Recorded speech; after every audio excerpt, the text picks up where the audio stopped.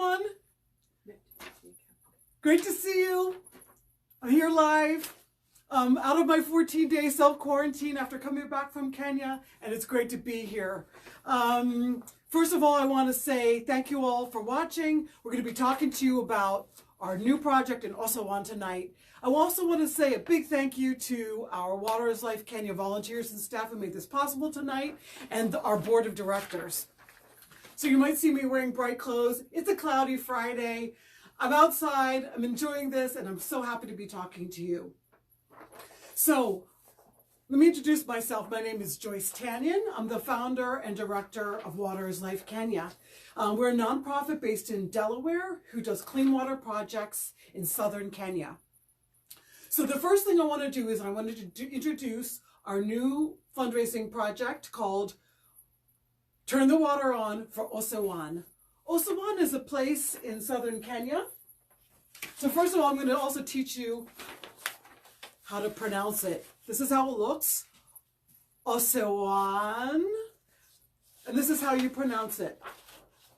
O-se-wan. Can we say it together? Osewan. Great.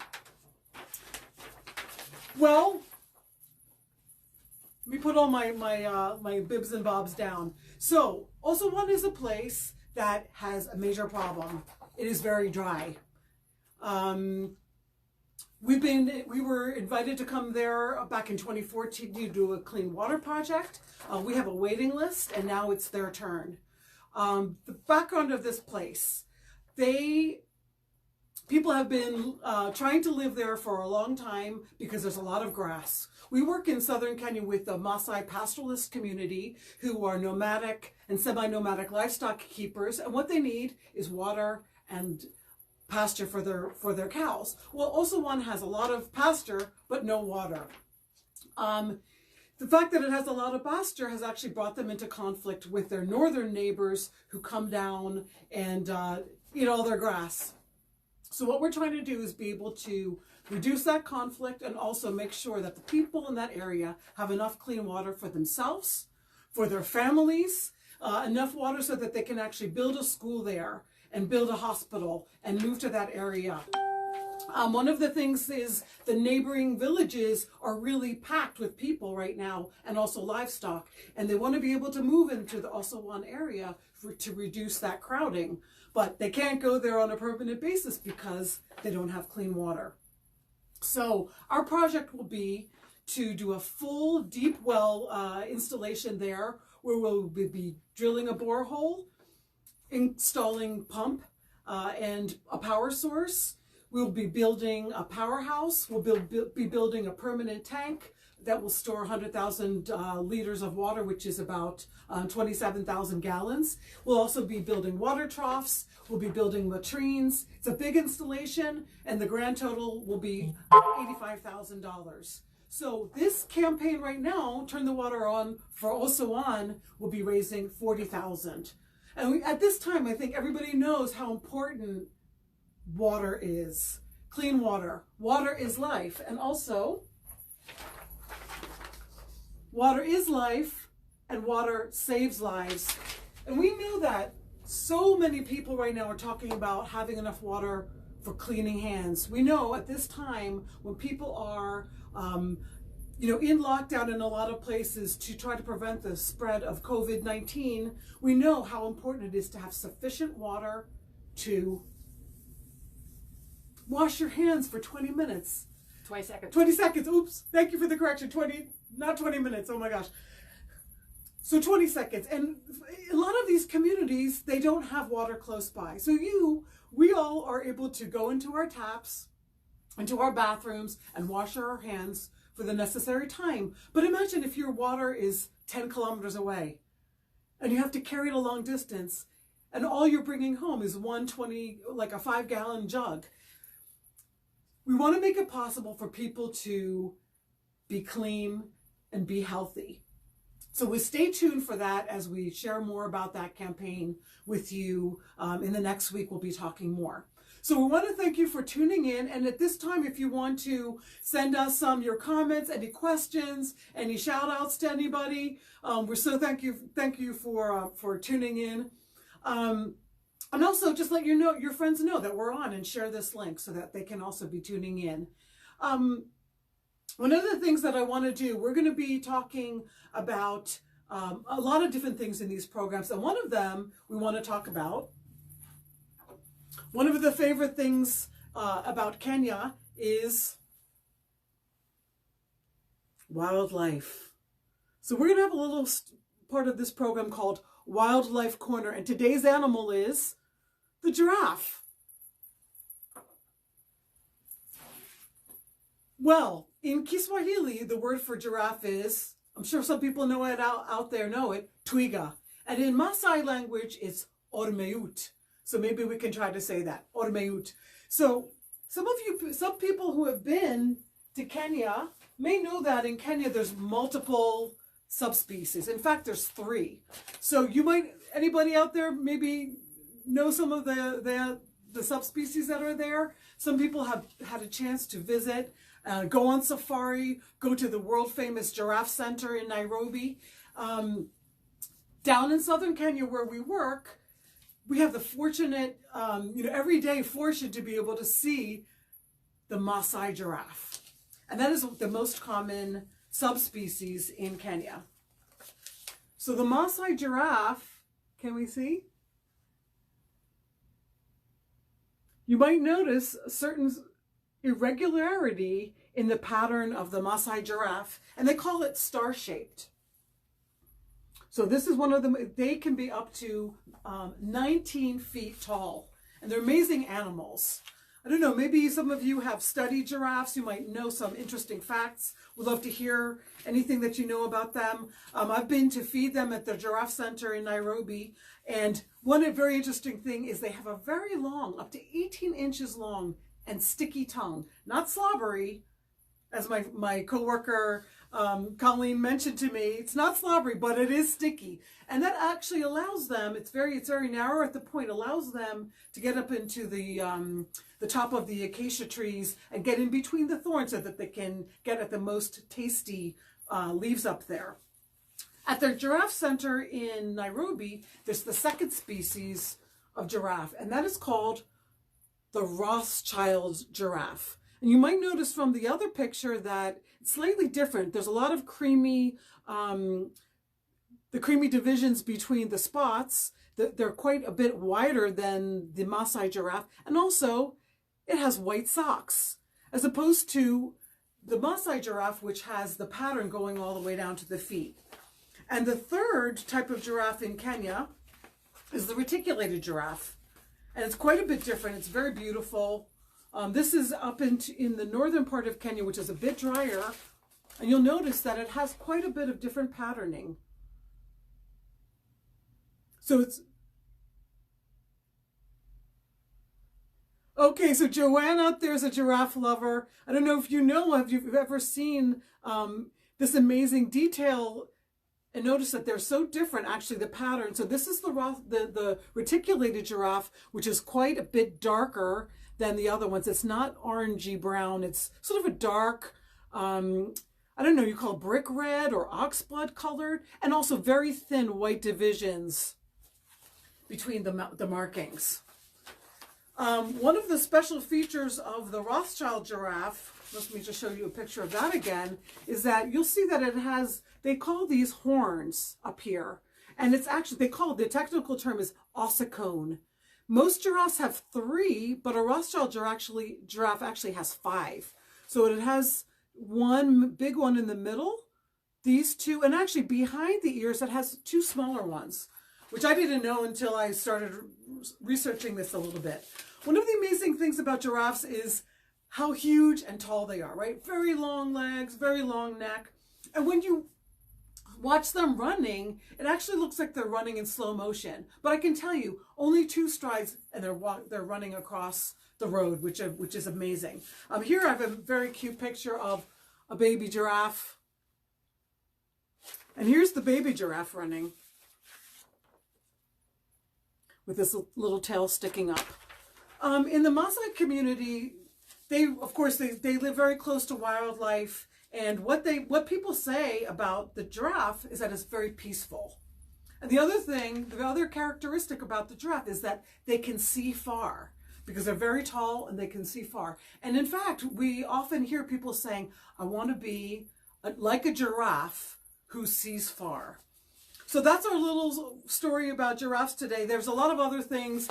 They're amazing just in their physiology that allows them to be able to pump the blood up to the head and all sorts of other things. But really, I'd love to hear some of the things that you know about giraffes, and maybe you could share that with. Maybe somebody can do some research in the course of the week, and I can share some of those things that you found out about them in time for next week's show next Friday. So oh, okay. So so I've got Diane saying it's so cute and it has Bambi legs, and that is really, it is adorable. They're adorable.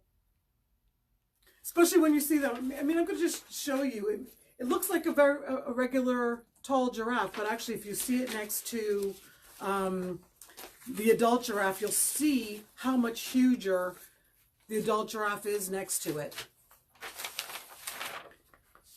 So you can see that when they grow, they get a very, very long neck, and the body becomes much bulkier. And also the head, the ears get longer, and the ossicones get more pronounced. So just a reminder, Kiswahili, the word is twiga, and Masai ormeut. So now I want to go on and share some of our updates from Kenya with you. Some of you may have had the chance to meet my co-founder and colleague, Joseph Larasha. And of course, I'm in touch with him every day, especially at this time. Here he is with me in Kenya, and my colleague Colleen when she was visiting us last year. Some of you also may have had the chance to see his TEDx talk, How I Learned Courage from a Lion. Of course, we've been, monitoring our projects just on as we do regularly, and of course also monitoring what is the situation with the coronavirus in Kenya. Our communities are lucky for right now. They don't have any cases of people that they know. It also makes people feel like they're in lockdown, but they don't know why. They feel like, okay, is this really something real? So it's good that they haven't had that, they haven't lost somebody close to them or seen the disease impact somebody yet, but it is there in Kenya, and we know. One of the things that we're planning to do as Waters Life Kenya, because of this urgent situation, is to be able to use our social networks, the goodwill that we've built up, over the last 13 years of working there, and also to be able to use all of our relationships to mobilize two very important things. And that is, one is the message of hand washing. Number 2, social distancing. And number 3, don't touch your face. What we've heard in actually today, is that they're going to be reopening the markets. Now in Kenya, the way people do their shopping, especially in the rural areas, they come one day a week. They come to a central market area. This is Kimana Market. You can see how many people are there. Here's a close-up. Actually, I don't know if you can see that with all the people behind. Okay. 1, there's no hand washing stations. 2, it's very crowded. 3, people haven't seen each other. The market was closed down 2 weeks. People were out of touch with each other. The marketplace is a place to socialize, to greet your friends, to pass information. So we are really trying to do something very quickly to be able to get into the market on Tuesday on time so that people know. Wash your hands after touching anything. Keep your social distance, and don't touch your face. And the other thing that we want to do is be able to deliver hand washing stations to the market. And we're working with the local health officials to be able to do that right now. In fact, Larasha was on the phone with the local political administrator for that area, and also the health officials there. It's so important. We know people are going to be so excited to be at the market, and it is a joyful thing to be reuniting with your friends, but safely. So we're trying to roll something like that out. If any of you guys have some information about good ways of doing that, we really welcome all your input. The other good news that I have from Kenya, moving on to something that we're just finishing up right now, many of you are donors who have been supporting us for a while will know about Namalok Water Project. Well, we're very happy to announce that we're going to be doing the pump installation and the solar panel array installation this coming week. So stay tuned for that. I'm going to have pictures of the water, of the full system being online. That's a borehole project that we drilled last July. And we did a full borehole installation there too. And we're very excited to get that online. Clean water, close to people, to be able to take care of their families, because water is life and water saves lives. You guys, I hope you're all hand washing aggressively and helping each other to remember those things that we know are so important. Hand washing for 20 seconds. Don't touch your face, wear a mask to protect your hand, keep your hands out of your face, and also practice social distancing. I know it's so hard, but let's support each other. Let's take care of each other at this time, as we, just have to all be flexible and really aware and vigilant and caring about each other at this time right now. I'm going to move on to another mini segment of my Facebook Live show, and I'm going to teach you a Masai word, and of course it's a completely timely word at this time, and our word for the day is engare. Let's break it down. Engare. And I know that K sound is, oh, it's backwards. Oh, okay.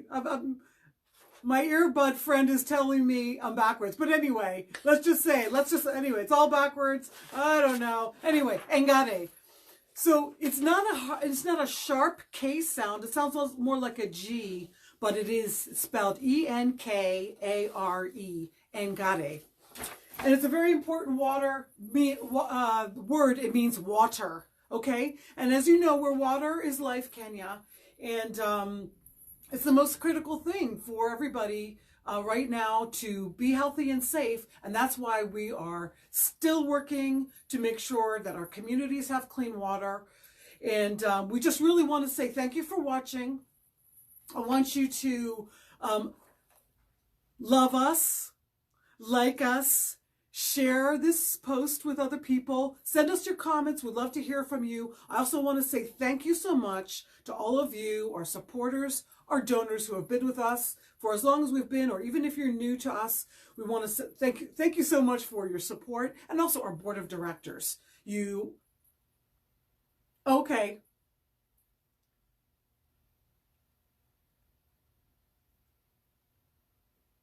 Okay, I've got a couple shout outs coming on in from California. Chuck Stefanski, thank you so much. Long lost friend from California, who's out there on the front lines all the time. Thank you so much for your service. I know you used to do phlebotomy and all those kinds of things, so I'm sure you're taking care of a lot of people out there. So definitely share us with your friends, what we're doing, and yeah, thank you for your selfless service, all you people, and your generosity and donations. Keep it coming. Stay connected. Stay connected. Oh, it might be all backwards, but don't see the icons. Say it again. Oh, a giraffe, they do, especially giraffes do make noise, and I can't, oh gosh, Larasha is so good at animal noises. But yes, they do, and for next time, I'm going to tell you what it is. They definitely do. And especially, male giraffes, they fight. And definitely they make noises when they're fighting. But right off the top of my head, I can't come up with a giraffe noise. But yes. And they also have really long eyelashes. Like all the pictures I have, if you look at, in fact, if you go online, if you look at giraffes, they have very long eyelashes. They're very beautiful. So I think we're getting ready to sign off now. I invite you to stay connected with us through all these methods. waterislifekenya.com. Follow us on Facebook and share our Facebook Live if you think, somebody who's interested in this thing, something that, we're still reaching out to our brothers and sisters in Kenya. We love you guys. I know some of you will be watching this tomorrow. Daktari, Melita Lane, if you know, I know you have a lot of friends out there. Let's make sure that this message gets to the ground for people to wash their hands. Wash your hands. Don't touch your face and keep your social distance. So stay tuned for next week. We'll be bringing you more information about Osewan and everything else and more Wildlife Corner. And if anybody else has an animal that they're interested in learning more about, let us know. See you next week. Stay safe. Love each other. Love you guys. Bye.